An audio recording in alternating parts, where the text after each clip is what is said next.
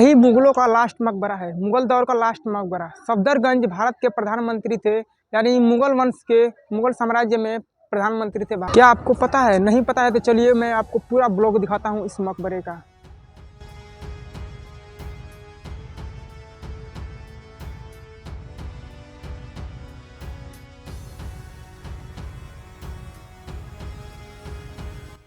तो दोस्तों, सबसे पहले आप आओगे तो आपको मकबरे का मुख्य द्वार मिलेगा, जो कि 2 मंजिला है, जिस पर अरबी में लिखा गया है। गेट के दाईं ओर देखोगे आप तो एक मस्जिद है, जिस पर 3 गुंबद बने हुए हैं और छोटे छोटे कमरे बने हुए हैं।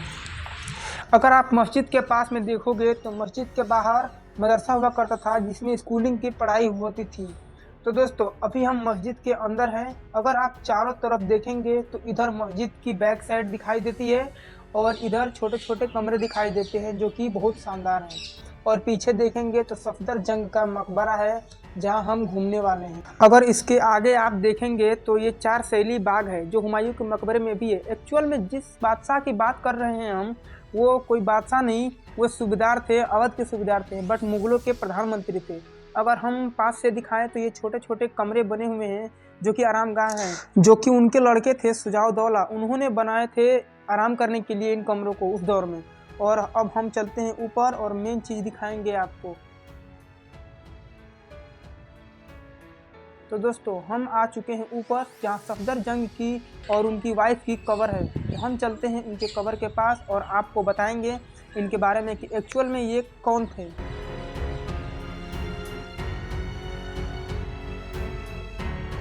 ये है सफदरजंग की मकबरा कब्र। ये तो आर्टिफिशियल कब्र है, असली कब्र तो नीचे होती है।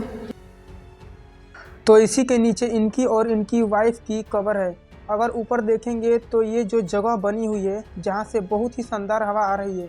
अगर आप चारों तरफ देखोगे तो चारों तरफ रास्ता आर पार हो रहे हैं। अगर आप ऊपर का स्ट्रक्चर देखेंगे तो सफ़ेद संगमरमर के पत्थर का यूज किया गया है। अगर आप सोच रहे होंगे कि सफदरजंग कौन थे, बादशाह थे, तो ये गलत है। सफदरजंग बादशाह नहीं थे, वो अंतिम मुगल बादशाह मोहम्मद शाह के प्रधानमंत्री थे। वो सफदरजंग का जन्म 1708 में ईरान के निसापुर में हुई थी और उनकी मृत्यु उत्तर प्रदेश के सुल्तानपुर में हुआ था। वे एक कुशल प्रशासक थे। वे अपने जीवन काल में कश्मीर, आगरा, अवध के सूबेदार थे। और ये जो मकबरा है उनके बेटे शुजाउद्दौला खान ने बनवाया था उनकी याद में। 1754 ईस्वी में ये उनका बनवाया था। ये उनका परिचय है। दोस्तों, सफदरजंग मकबरे के तीनों साइड में 3 महल बने हुए हैं। मोती महल, बादशाह पसंद महल, जंगली महल। चलिए अब हम आपको उन महलों को दिखाते हैं। दोस्तों, ये जो दिख रही है यही है बादशाह पसंद महल, किंग फेवरेट महल। ये खास है, इसलिए मैं आपको इसे पास से दिखाऊंगा। तो चलिए, तो बादशाह पसंद महल को सामने से देखते हैं।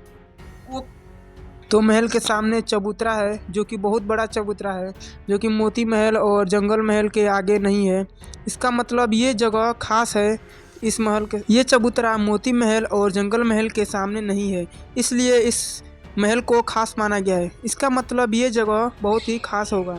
इस महल के सामने देखेंगे तो ये पौधे और छोटे छोटे मंडप दिखाई देंगे, जो कि इसकी खूबसूरती बढ़ा रही है।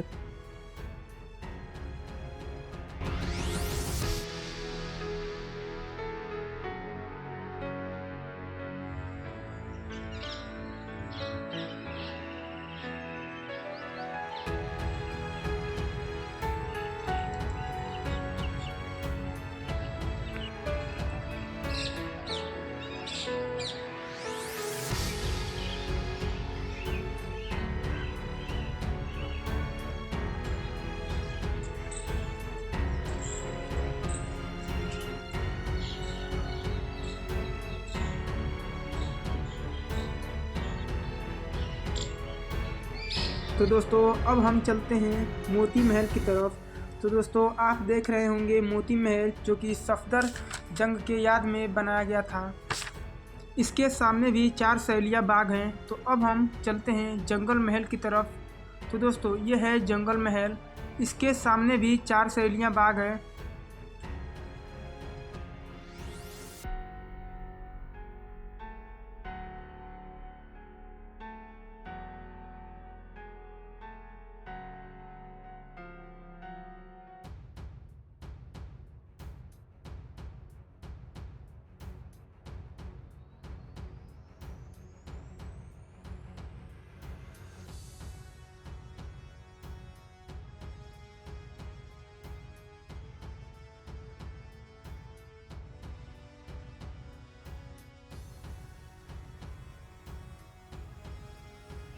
तो दोस्तों, आप इस मकबरे को चारों तरफ से देखेंगे तो बहुत ही खूबसूरत दिखाई देता है और इसकी खूबसूरती को मोती महल, जंगली महल और बादशाह पसंद महल इसकी खूबसूरती को और बढ़ा देती है।